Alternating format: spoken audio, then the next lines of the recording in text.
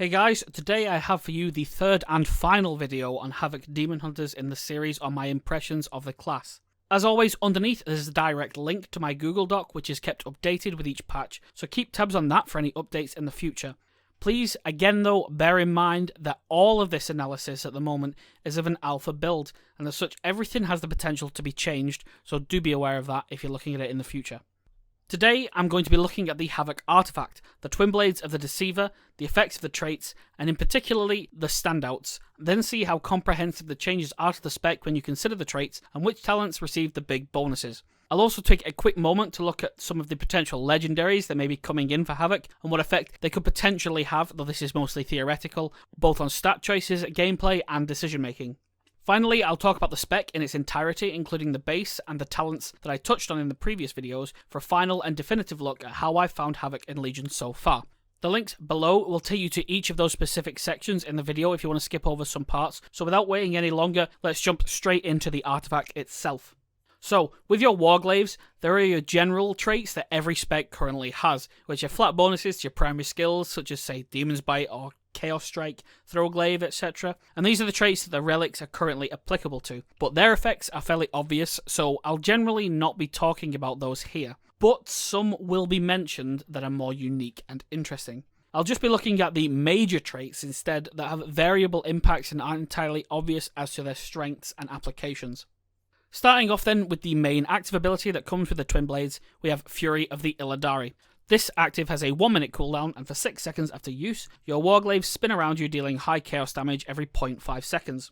The damage this does on its own, even in single target, is really good right now, and being chaos damage also scales with the mastery. It's also fully AoE, so it makes for a great point blank burst AoE tool as the damage comes in so quickly. Unfortunately, it suffers from the same issues as spells like Defile did in WoD, in that if something is moved out of it, then the damage is completely lost. This is also sadly compounded by it being non-targetable, being instead just damage around your character's location when activated. As an extra point, the animation is also quite lackluster and has a placeholdery feel to it, so hopefully that won't stay, but I doubt it will anyway. Ultimately, it's not the most exciting as it has no interaction with your resource or rotation really, which are the main cornerstones of Havoc at the moment, but the ability is a good tool and currently has the damage needed to be relevant. It would, however, possibly serve better as a point-blank aura around the Demon Hunter that follows you, or a targetable AoE on the ground to make it a bit less high maintenance. Next up is the first major Golden Dragon trait, which is Rage of the Legendaries, linking in with the artifact active. This causes all of the damage dealt by Fury of the Legendaries to be copied and stored and released in a meteor effect afterward for the same damage, similar in a sense to Soul Capacitor from Hellfire Citadel. This could have some very solid implications for AoE being soaked up into single target, especially given that you don't need to be near the glaives to be dealing damage with it. At the very base though, it's just doubling your Fury damage, which is still very strong, given how good the active is. Definitively a solid trait, and one to look for at potential chances to game mechanics, though its usability ultimately is decided by how convenient or active using Fury is in an endgame environment. The next Gold Dragon trait is Inner Demons, which causes Chaos Strike to have a chance to deal a large % AP nuke in AoE around your target. Whilst it's on a low RPPM and scales with haste, this does encourage further the strengths of Chaos Strike, though the bonus of having an AoE nuke from Chaos Strike casts is offset significantly by how rarely it does proc and how difficult it is to control to get that added AoE benefit. Though in single target, it is simply free damage, so it couldn't necessarily be considered a bad trait in general. The third and final major trait is Anguish, granting I-Beam a stacking debuff which detonates depending on the number of stacks for a small amount of damage. Currently the trait's damage is quite underwhelming in single target, worth around 140% of a tick without Blind Fury and 230% with. However, in AoE it's still a free bonus since you're aiming to I-Beam groups and all of them are going to be receiving their own individual stacks, but the current scaling point makes it feel weak, though it isn't necessarily, and as such is probably the worst of the three in general. First of the early 1-point traits is the recently reworked Balanced Blades. It now increases Blade Dance and Death Sweep damage by 10% per target within 8 yards of you, and this has a pretty significant effect on rotational AoE, as both Dance and Sweep are getting better and better with each patch, and also has some pretty strong implications even for single target if using First Blood. Given that this is accessible from the very beginning of the artifact, I'd say currently this is one of the top tier traits now, and with a demonic-oriented build looking to frequently death sweep with First Blood, it's extremely powerful in all situations. This is only amplified further in AoE with the I-Beam into Death Sweep combo when you're using demonic. Okay, so this next trait is arguably one of the most unique and interesting for the whole artifact, and also pushes one particular talent very hard, being Feast on the Souls. This causes all soul fragments, either from demonic appetite or killing blows, to reduce I-Beam and Chaos Nova cooldowns by 5 seconds. Given how strong I-Beam is on its own, that's great as is, but if you add in talents such as demonic, which greatly benefit from said spell's cooldown uses, this has a massive impact. Demonic gameplay already is very strong, but increasing its frequency only adds to that.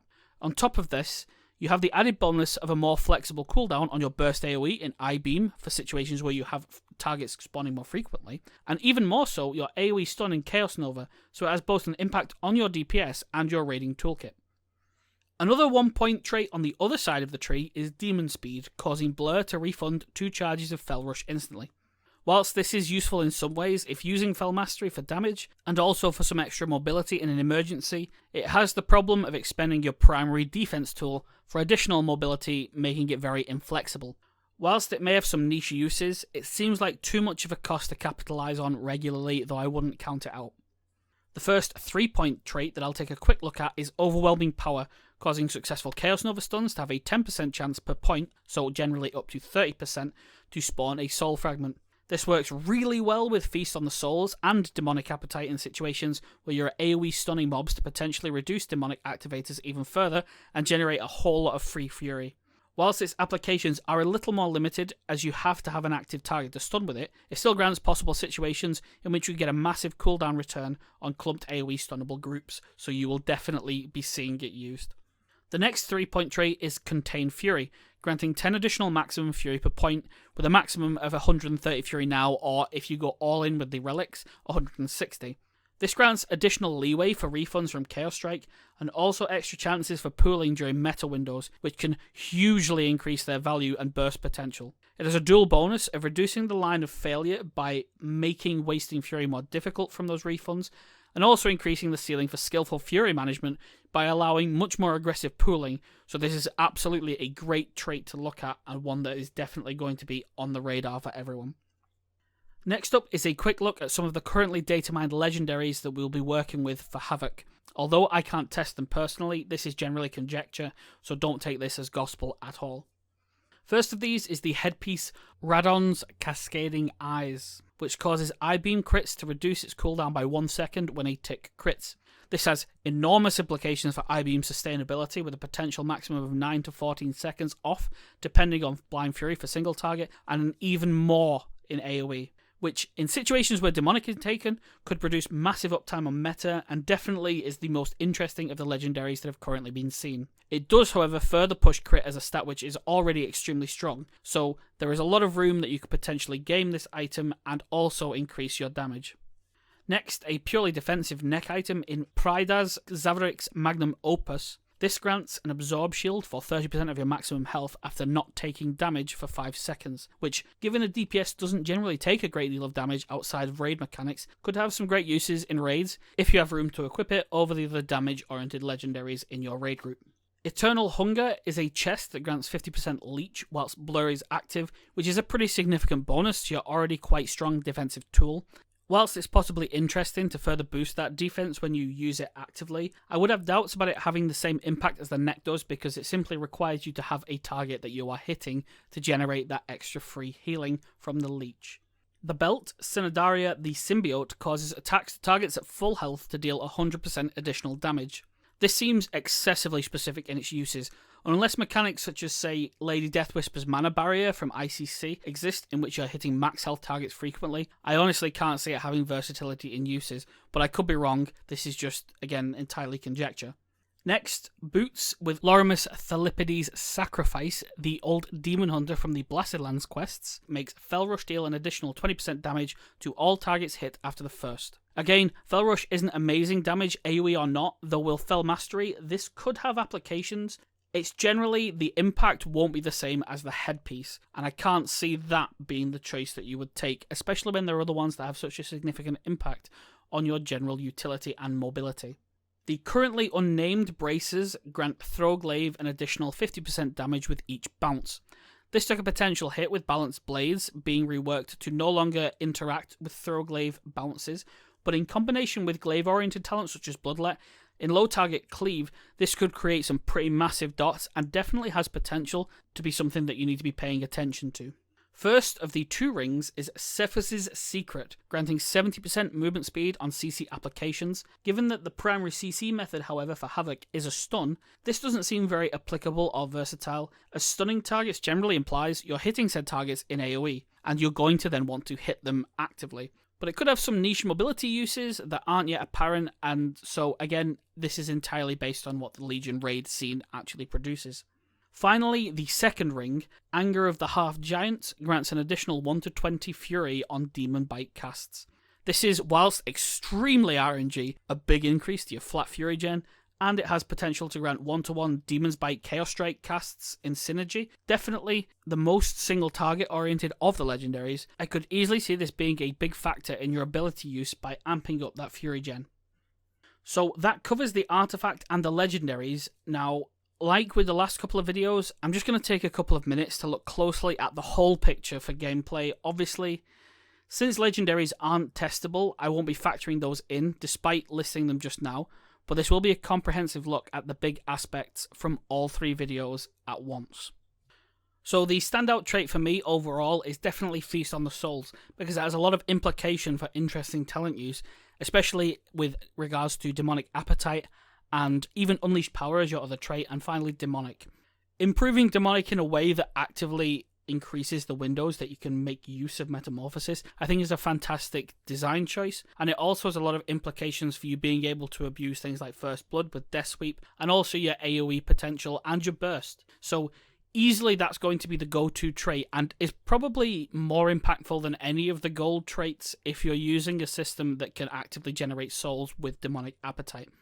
Obviously, not everyone wants to actively take that role of forcing those cooldowns, so you aren't necessarily punished because you are still going to be generating souls, and it's going to be affecting your gameplay anyway if you have things to stun or things that you're going to get killing blows on. It does, however, very obviously push a demonic-oriented build with Demonic Appetite. So for everyone, this might not be the trait that they love, but for me, it's definitely the most interesting.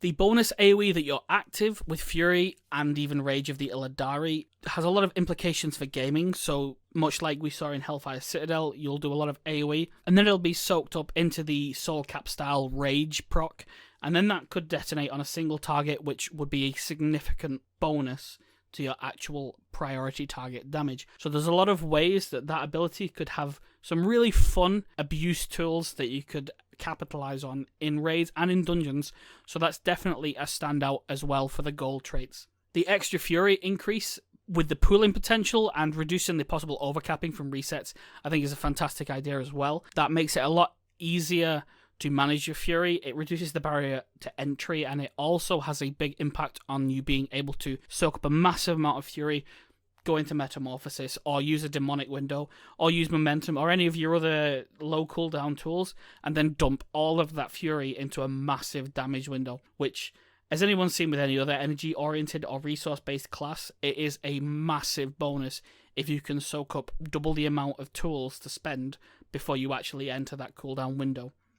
The talent flexibility is more specific though, however, when you consider all of the artifact traits, especially leaning toward I-beam altering talents, and Demonic is really pushed with quite a few of them. And whilst for me that's fine, because I think Demonic is the most interesting of the top tier talents, for people who aren't interested in that, because it is a much higher maintenance gameplay style, that may be a problem which could possibly be altered by having the major traits be a little bit more flexible in what they do and have a bit less reliance on some of them directly altering your primary demonic activators through the soul mechanics. Which, on that same point, the major traits aren't particularly exciting. They are just generally flat procs that are tied to other abilities. Inner Demons in particular is just a flat extra damage thing that happens when you cast Chaos Strike, which you do all the time anyway, and Anguish is just a bit of extra damage after I-Beam.